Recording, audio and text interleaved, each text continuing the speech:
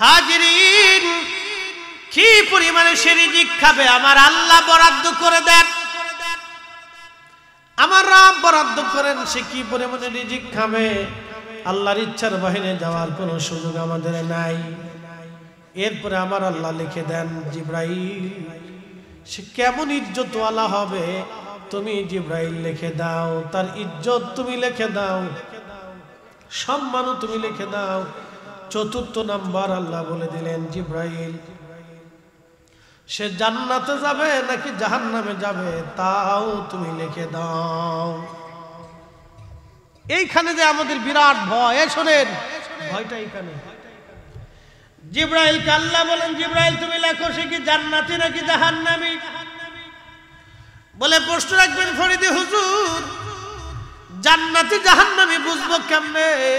আল্লাহ যদি কাউকে কবুল করে জান্নাতি বানাইতে চান, তাকে জান্নাতের কাজ করানো হয়, তাকে নামাজের কাতার আনা হয়, মসজিদের দিকে নেওয়া হয়, কাবার দিকে নেওয়া হয়, আল্লাহর নবীর গোলামির দিকে, রসুলের প্রেমের দিকে তাকে টেনে টেনে নেওয়া হয়। যারা আল্লাহ রসুলের গোলামির দিকে যায় আল্লাহ তাদেরকে জান্নাতি জান্নাতি বানায় দেয়। একবার জোরে বলা যাবে কি মারহাবা। দিয়ে দিলে এরপরে সর্বনিম্ন সীমা 6 মাস, সর্বোচ্চ 10 মাস 10 দিন। এই মধ্যবর্তী সময়ে আমরা মার রেহেম থেকে পৃথিবীতে আসছি। মায়ের রেহেম থেকে আল্লাহ আমাদেরকে পৃথিবীতে নিয়ে আসছে। পৃথিবীতে আসার পরে আমি তখনও হীন ক্ষীণ দুর্বল, মা দিয়ে আল্লাহ লালন পালন করে। আচ্ছা প্রশ্ন করি, জবাব দিবেন তো? মার অন্তরে এত দয়া সৃষ্টি কে করে দিছে? আল্লাহ। না না, একসাথে সাক্ষী দেন, জোরে বলেন কে দিছে? মার অন্তরে দয়াটা আল্লাহ সৃষ্টি করে দিছে। আমার দিকে দেখেন, আমরা যারা পুরুষ আছি ডোন্ট মাইন্ড, মনে কিছু নিবেন না। বাচ্চাটা যদি ঘুমের ঘরে এই 2 বারের জায়গায় 6 বার যদি কেঁদে ওঠে তাহলে পুরুষ বিরক্ত হয়, বাবা বিরক্ত হয়, যত ধৈর্যশীল বাবা হোক বিরক্ত হয়, কিন্তু মাটা কখনো বিরক্ত হয় না। একসাথে বলবেন আল্লাহু আকবার।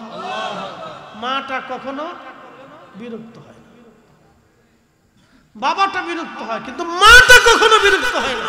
এই জন্য সে মা। আপনারা মুরগি ফালেননি? ফালেনি অনেকে। মুরগির ডিম তা দিলি, ওম দিলি, আপনাদের ব্রাহ্মণবাড়িয়া কসবাতে কি বলে? ওম। আমাদের ফরিদপুরের ভাষায় ওম কয়, আর তা কয়। তো মুরগিটা ওম দিলে কতদিন পরে ডিমে বাচ্চা ফোটে? 20-25 দিন বা 26 দিন, 1 মাস, এরকমই তো। আচ্ছা ধরেন 25 দিনই ধরলাম, তখন কিন্তু সেই মুরগি ডিমে তা যখন দেয়, ওম যখন দেয়, তখন সে কিন্তু খাবার খায় না, সামান্য খায়। কোন রকম জীবন ধারণের জন্য, বেঁচে থাকার জন্য সে খাবার খায়, পানিও খায়, আর সবসময় ডিমের উপর বসে থাকে, গরম দিতে থাকে, গরম দিতে থাকে, ডিমের উপরে গরম তা দিতে থাকে। কারণ মুরগি জানে আল্লাহর আইনে, মুরগিটা জানে আল্লাহ আমার আইন দিয়ে দিছে, এই ডিমে তা দিবি, বাচ্চা ফুটাবি। কারণ তুই যদি বাচ্চা না ফুটাস আর মুরগি হবে না, আর মুরগি যদি না হয় আমার বান্দারা খাবে কি? একসাথে বললেন আল্লাহু আকবার। তাহলে যিনি আমাদের রিজিকের ব্যবস্থা করলেন, একসাথে বলেন তিনি কে? আল্লাহ। তাহলে সেজদা হবে কার? জিকির হবে কার? ইবাদত হবে কার? আল্লাহর হবে। বুঝে যেতে হবে তো এটা। ও মুরগিটাও আল্লাহর আইন মানে, খালি মানুষই আল্লাহর আইন মানে না। এই মুরগিটা 1 মাস পর্যন্ত বা 25 দিন ডিমের উপরে তা দেয়। তা দেওয়ার পরে এই মুরগিটা যখন তা দেয়, তা দেওয়ার পরে বাচ্চা ফুটে, বাচ্চা বের হয়ে আসে, মুরগির সামনে খুদ বা খাবার আপনি ছিটিয়ে দিবেন, মুরগিটা নিজে না খায়া মুখ দিয়ে ঠুকরায় ঠুকরায় বাচ্চাদের মুখের সামনে দেয়, আবার নিজের পা দিয়ে আশ্রয় আশ্রয় বাচ্চাদের মুখের সামনে দেয়। ঠিক কিনা? কারণ মুরগিটা কি? মা। জোরে বলেন কি? জোরে বলেন কি?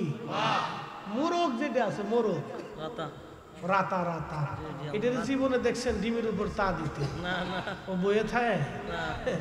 ওরে বাপ রে বাপ, ও খালি সারা দুনিয়া করে কুকুর কুকুর কুকুর কুকুর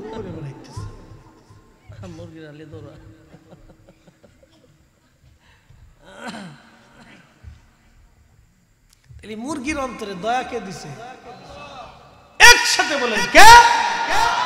আল্লাহ যেহেতু মার অন্তরে দয়া আপনার প্রতি দিয়েছে, অতএব পিতামাতার প্রতি খেদমত ওইভাবেই করতে হবে,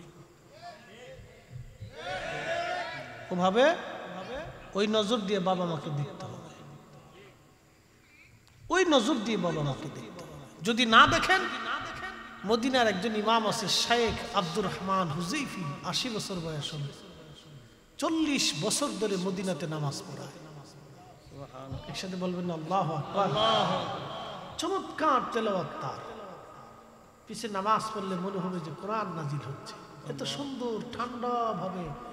মদিনার যতজন ইমাম আছে দেখবেন জোরে পড়ে না, মদিনার ইমামরা ঠান্ডা ঠান্ডা তেলাওয়াত করে, আর মক্কার ইমামরা দেখবেন জোরে জোরে তেলাওয়াত করে।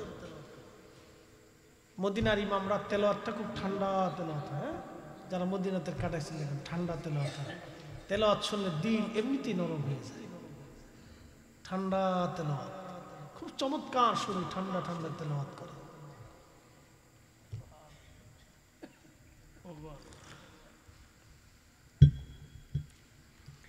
শেখ আব্দুর রহমান হুজাইফি মাদ্দাজিল্লাহুল আলীকে যদি কিয়ামতের ময়দানে আল্লাহ জিজ্ঞেস করে, এ হুজাইফি, ৪০ বছর ধরে আমার রাসূলের মসজিদে নামাজ পড়িয়েছো, কিন্তু তুমি বাবা মার হক আদায় করো নাই, তাহলে তার ৪০ বছরের ইমামতি বৃথা হয়ে যাবে। ৪০ বছরের ইমামতি বৃথা হয়ে যাবে, বুঝে যান এখান থেকে। এই মুরগি বাচ্চা নেওয়ার জন্য যখন কোন শিয়াল আসে, ওই বাচ্চা ধরার জন্য যখন শিয়াল আসে, তখন এই মুরগিটা নিজের জীবনকে বিপন্ন করে শিয়ালের সাথে মারামারি করে। কি কথা বল না, ঠিক কিনা? মুরগি জানে শিয়ালের সাথে মারামারি করে আমি পারবো না, কিন্তু তারপরও সে মারামারি করে, কারণ তার বাচ্চা বাঁচাইতে হবে। বলেন এই বাচ্চার প্রতি দরদ মুরগির কলিজায় কে দিয়ে দিল? আল্লাহ বললেন, হাবিব উম্মতকে জানান, সে জান্নাতে যাবে নাকি জাহান্নামে যাবে, আমি আল্লাহ ওই সময় লিখে দেই। এই জন্য যারা জান্নাতে যাবে আল্লাহ তাদেরকে মুসলমান বানায়। জোরে বলা যাবে কি মারহাবা? চিৎকার মেরে জোরে বলেন না ইয়া রাসূলুল্লাহ। তার ঈমানদার বানায়, ঈমানদার ঈমানদার ঈমানদার বানায়, নামাজের দিকে ডেকে নিয়ে আসে, আমার নবীর কদমের গোলামির দিকে ঢেলে দিয়ে দেয়, যাও গোলামি করো।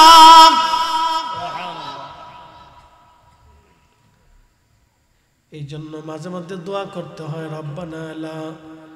রব্বানা লা তুযিগ কুলুবানা বা'দা ইয হাদাইতানা ওয়া হাব লানা মিন লাদুনকা রাহমাতান ইন্নাকা আনতাল ওয়াহ্হাব। আল্লাহ আমাদেরকে হেদায়েতের রাস্তা দেখাইয়া গোমরা বানাই দিয়েন না, আল্লাহ আমাদেরকে হেদায়েতের রাস্তা দেখাইয়া গোমরা বানাই দিয়েন না, গোমরা বানাই দিয়েন না। সেদিন দেখলাম একটা ভিডিওতে এক মুসলমান নারী বাংলাদেশ থেকে যাইয়া ভারতে যাইয়া হিন্দু হয়ে গেছে।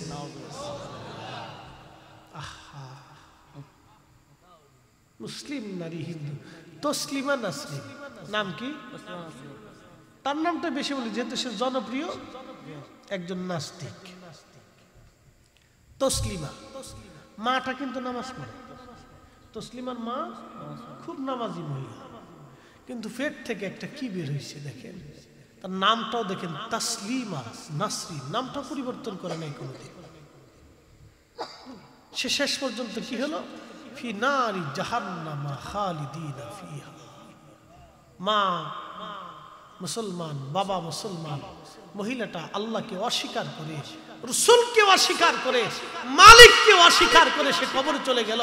আর রব বললেন, কাইফা তাকফুরুনা বিল্লাহি ওয়া কুনতুম আমওয়াতান ফাআহইয়াকুম সুম্মা ইউমীতুকুম সুম্মা ইউহয়ীকুম সুম্মা ইলাইহি তুরজাউন। এ বান্দারে, তুমি কি করে আমাকে অস্বীকার করো, অথচ তুমি নির্জীব ছেড়ে তোমার জীবন দিলাম এবং তোমাকে আবার মৃত্যু দিব, আবার জিন্দা করব, আমি আল্লাহর কাছে সুম্মা ইলাইহি তুরজাউন, আমি আল্লাহর কাছে তোমাকে নিয়ে আসব। এই যে রূহের কথা বলছিলাম, পৃথিবীতে আল্লাহ রূহটাকে পাঠাইলেন, আমাদেরকে পাঠাইলেন স্ট্রাকচারে যে বডি। আপনাদের সামনে যিনি কথা বলতেছেন তার এই হাত পা গুলি, এই বডিটা বানানো হলো।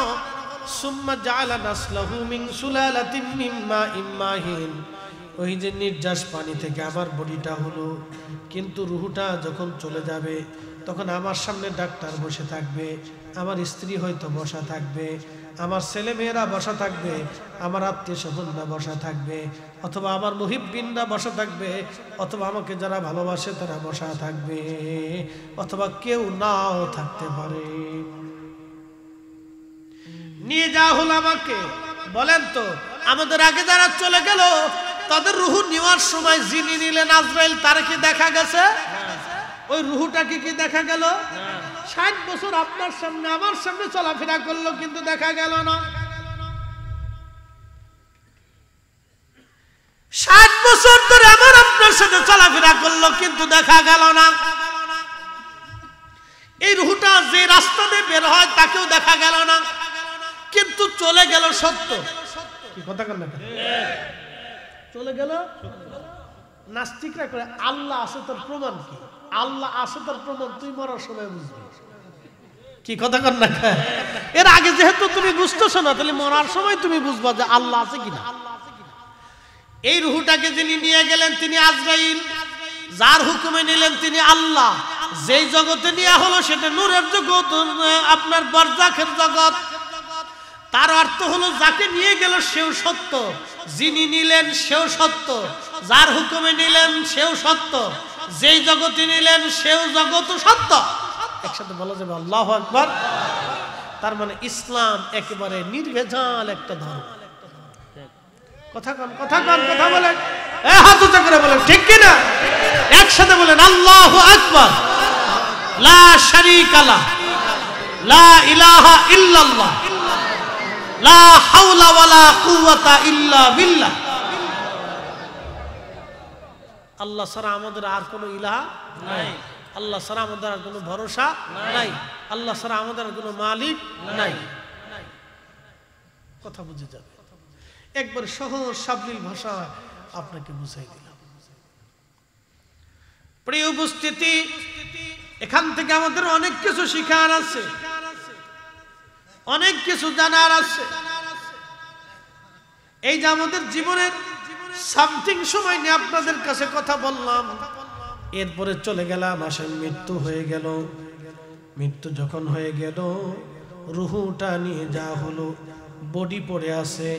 এই বডিটাকে গোসল দেওয়া হবে, ধোয়া হবে, পরিষ্কার করা হবে, তারপরে সুন্দর কাফনের কাপড় পরাইয়া, আতর লাগাইয়া, সুগন্ধি মাখাইয়া আপনাকে ধীরে ধীরে খাটিয়ার উপরে নিয়ে হাজার হাজার শত শত মানুষ এসে আপনার জন্য দোয়া করবে, জানাজা পড়াবে।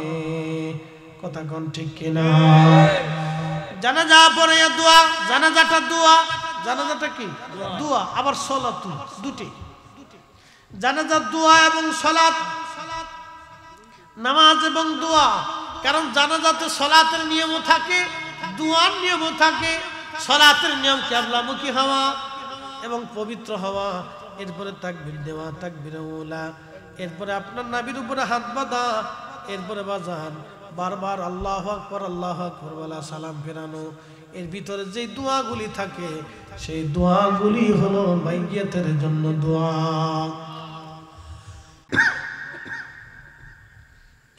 সুন্দর করে জানাজা পড়িয়া কবর খনন করিয়া সম্মানের সাথে কবরে নামানো হয়। কতক্ষণ ঠিক কিনা? কিন্তু আমি কোন ধর্মের সমালোচনা করতেছি না, এটা তাদের ধর্মের বিষয়। আমি বলতেছি সনাতন যারা আগুনের মধ্যে পুরায়, তখন আপনারা দেখবেন ঈদের হাত পরে জোর করে সাবাইয়া তারপর ভাঙ্গে। কি কথা কন না কেন? এটা তাদের ধর্মের বিষয়, আমি সমালোচনা করতেছি না, নিন্দা মন্দ করতেছি না। কারণ ধর্ম কটাক্ষ করে আল্লাহর দ্বীনের দাওয়াত দেওয়া নিষেধ আছে। আল্লাহ বলছে উদউ ইলা সাবিলি রাব্বিকা বিল হিকমাতি ওয়া মাউইদাতিল হাসানা। তোমরা উত্তম শব্দমালা দিয়ে মানুষের কাছে আমার দ্বীনের দাওয়াত পৌঁছাও। মুসা আলাইহিস সালামকে আল্লাহ ফেরাউনের কাছে পাঠাইছে, তো ফেরাউন তো এই মুসা আলাইহিস সালাম আবার একটু এই উত্তেজিত ছিলেন, খুব হট মেজাজি জালালি ছিলেন। তা আল্লাহ শিখিয়ে দিতেছে, মুসারে তুমি ওখানে যায় কিন্তু জালালি হইও না, তুমি ওখানে যায় খুব সুন্দরভাবে বুঝাই সুজাই দাওয়াত দিও। একসাথে বলবেন না আল্লাহু আকবার। উত্তেজিত হইলে তো আল্লাহ ফেরাউন মানতো না, এই জন্য ধীর স্থির ভাবে তোরে বুঝাও, নরম ভাবে কথা বল। এই জন্য কোন ধর্মকে কটাক্ষ করে আমি কথা বলি না, ওনার ধর্মে ওনার বিষয় ওনার কাছে। কিন্তু যখন ওই মানুষ সে পুরায়, তখন দেখবেন হাত পারে সুন্দর করে ফিরিয়ে সাইডে ধরে ভাঙ্গে বাইরিয়ে তারপরে ভাঙ্গে এরপরে দিয়ে পুরায়। কিন্তু আল্লাহ আমাদেরকে মুসলমান বানানোর পরে কি চমৎকার করে আমাদের দাফন করা হয়, গোসল করানো হয়, সুন্দর পোশাক পরানো হয়, সুগন্ধি লাগানো হয়, ধীর স্থিরতার সাথে সবাইকে সাবধানে স্থিরতার সাথে ধীরে ধীরে ধীরে ধীরে কবরে নামাও। কবরে নামানোর পরে কি আমরা চলে আসি? না, আমরা কবরের দেওয়ার পরে, মাটি দেওয়ার পরে সুন্দর করে লেভেল করে দিয়ে আমরা কবরের পাশে কিছু সময় দাঁড়াই। একসাথে বলবেন আল্লাহু আকবার। আমরা কবরের পাশে দাঁড়াইলাম, দাঁড়াইয়া নবীজি বলেন ইস্তাগফিরু লিআখিকুম, তোমরা তোমার ভাইয়ের কবরের পাশে দাঁড়াও, দাঁড়াইয়া দোয়া করো, ক্ষমা চাইতে থাকো তোমার ভাইয়ের জন্য আল্লাহর দরবারে। কারণ কিছু সময় পরে মুনকার নাকির আসবে প্রশ্ন করার জন্য, তার প্রশ্নের জবাব যদি সহজ হয়ে যায়, সেই জন্য তোমরা তোমাদের ভাইয়ের কবরের পাশে দাঁড়াও, কবরের পাশে দাঁড়াও। কত সময় দাঁড়াবা?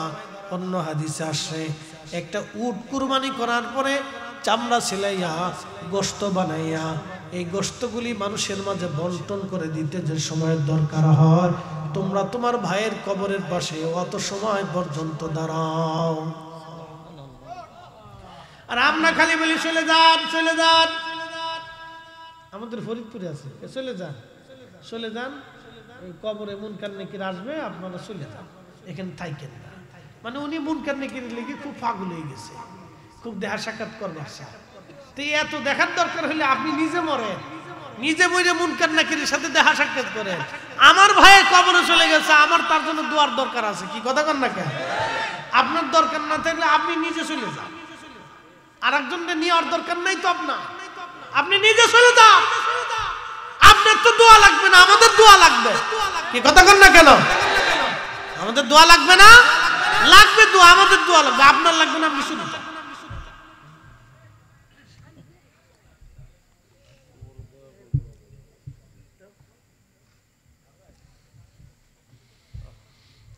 হাজিরিন, কবরে নামানোর পরে কিছু সময় এইভাবে কবরের পাশে দাঁড়ায়া দোয়া করবেন, ইস্তিগফার করবেন, কোরআন তেলাওয়াত করবেন, দুরূদ শরীফ পড়বেন, পড়ে পড়ে জোরে জোরে তার জন্য দোয়া করবেন, যাতে কবরের আযাব তার হালকা হয়ে যায়, অথবা মুনকার নাকিরের প্রশ্নের জবাব আল্লাহ সহজ করে দেয়। রাসূলের একজন সাহাবী ছিলেন আব্দুল্লাহ জিল বাজাদাই, দুই চাদরের টুকরাওয়ালা। উনি মদিনার সবচেয়ে ধনী পরিবারের ধনী বংশের ছেলে ছিলেন, অনেক সম্পদের মালিক ছিল। কালেমা পড়ার কারণে তার আপন চাচা বাবা মারা গিয়েছিল, চাচা তার জুব্বাটা খুলে লুঙ্গিটা পর্যন্ত খুলে নিয়েছিল, ল্যাংটা করে ছেড়ে দিয়েছিল। আব্দুল্লাহ জুল বাজাদাইন দৌড়ায় গেলেন, দৌড়ে মার দরজার সামনে দাঁড়ায় বলতেছিল, মা ও মা, মা দরজা খুলো। মা দরজা খুলে দেখে ছেলে উলঙ্গ, গায়ের উপরে চাদর ছিল, টান দিয়ে ছেলেকে দিয়ে বললেন, বেটা তোমার আগে সতর তুমি ডাকো, ইজ্জত তুমি ঢাকো। ছেলেটা চাদরখানা নিয়ে চাদর পরলো। মা বলল, বেটা রে, তুমি মদিনার সবচাইতে ধনী, তোমাকে কে উলঙ্গ করে ছাড়লো বলো? কার এত বড় সাহস হয় তোকে উলঙ্গ করে ছেড়ে দিয়েছে? বলে, মা আমার চাচা আমাকে উলঙ্গ করে ছেড়ে দিয়েছে। বলে, কারণ কি? তোমার চাচার অধিকার কি করে হয় তোমাকে উলঙ্গ করে ছাড়লো? ছেলে ডাক দিয়ে বলতেছে, মা আমি রসুলের দরবারে যাই কালেমা পড়েছি, এই জন্য চাচা সমস্ত সম্পদ থেকে জুদা করে দিয়ে আমার পোশাক, পরনের পোশাক পর্যন্ত খুলে নিয়ে চলে গেছে। মা আমি জানি মায়ের কোল ছাড়া সন্তানের আর কোনো জায়গা নাই, এই জন্য আমি দৌড়াইয়া মা তোমার কাছে আসছি। তখন মা ডাক দেখায়, ছেলেরে তুই যেহেতু ধর্ম চেঞ্জ করেছ, আমাদের ইহুদি ধর্ম ত্যাগ করে মুসলমান হয়ে গেছ, অতএব আমি মা তোরে বললাম যদি মুসলমান ধর্ম না ছেড়ে তুই আসতে না পারিস তাহলে আর কোনোদিন মায়ের সামনে আসবি না। তোরে চাদরখানা দিলাম, ভিক্ষা দিয়ে দিলাম, আর কোনোদিন তুই আমার সামনে আসবি না। আহা, মা তাকে তাড়াই দিল। ওই চাদরটা পরে হাঁটতে হাঁটতে মসজিদে নববীতে চলে আসে। যদি কোনোদিন মসজিদে নববীতে যান, ঠিকানাটা বলে দিচ্ছি। এখন এই করোনার কাল থেকে বাবুল নেশা দিয়ে মানুষদেরকে ঢুকায়। এখন এই আপনার মোবাইলের সিস্টেম হয়েছে, পাসপোর্টে ভিসাতে একবারই রিয়াজুল জান্নাতে আপনি যাইতে পারবেন। আপনার আবেদন করতে হয়, মেসেজ আসে, মেসেজ করে আপনাকে নিবে। নতুন সিস্টেম হয়েছে করোনার সময় থেকে। তো এই বাবুল নেশা দিয়ে আপনাকে ঢুকাবে। যদি কোনোদিন মদিনাতে যান, বাবুল নেশা একটা দরজা আছে, ওই দরজা দিয়ে মহিলা সাহাবীরা এসে রসুল করিমের হুজরা শরীফের পাশে দাঁড়ায় নবীজির কাছ থেকে পর্দার আড়াল থেকে মাসলা জিজ্ঞেস করতেন, হাদিস জিজ্ঞেস করতেন, কোরআন জিজ্ঞেস করতেন। তো এই বাবুল নেশা দরজা দিয়ে আপনাকে ঢুকানোর সময় ঠিক ডান পাশেই আপনি একটা টিভির মতো, এরকম টিলার মতো, আপনি স্টেজের মতো একটা জায়গা পাবেন। এইখানেই আহলে সুফার সাহাবীরা থাকতো। ওইখানে আব্দুল্লাহ জিল বাজাদাইনের জায়গা হয়ে গেল। কোন কোন সময় 70 জন, 80 জন, 100 জন, 150 জন সাহাবী বাড়তো, কমতো, মারা যাইতো, থাকতো। যাদের গরিব সাহাবী, বাড়ি নাই, ঘর নাই, সম্পদ নাই, জমি নাই, জমা নাই, টাকা নাই, পয়সা নাই, বাচ্চা নাই, স্ত্রী নাই, বউ নাই, সংসার নাই, কিচ্ছু নাই, তারা ওইখানে থাকতেন। বাবারে, আমাদের দেশের কিছু এরকম মানুষ আছে যাদের দুনিয়াদারি কিছু নেই, সন্তান নাই, বাচ্চা নাই, ঘর নাই, আমরা তাদেরকে পাগল টাগল মনে করে থাকি। কিছু পাগল আছে, আবার কিছু পাগল আছে আউলা জাউলা, গাঁজা ছাড়া কিছু চিনে না। কি কথা কন না, এটা পাগল না, এটা গাঁজার পাগল। ও গোসল করে না, মুইতেও পানি লাই না, পায়খানা করে শুষে কিনা আমি তাও জানি না। এটা নাফা। এই কি কথা কন না, এটা কি নাফা? ওটা নাফা। কোনটা মোস, কোনটা দাঁড়িয়ে, ও নিজে পিতা, এটা অন্ধ। ও দুনিয়া পাইল না, আখেরাত পাইল না।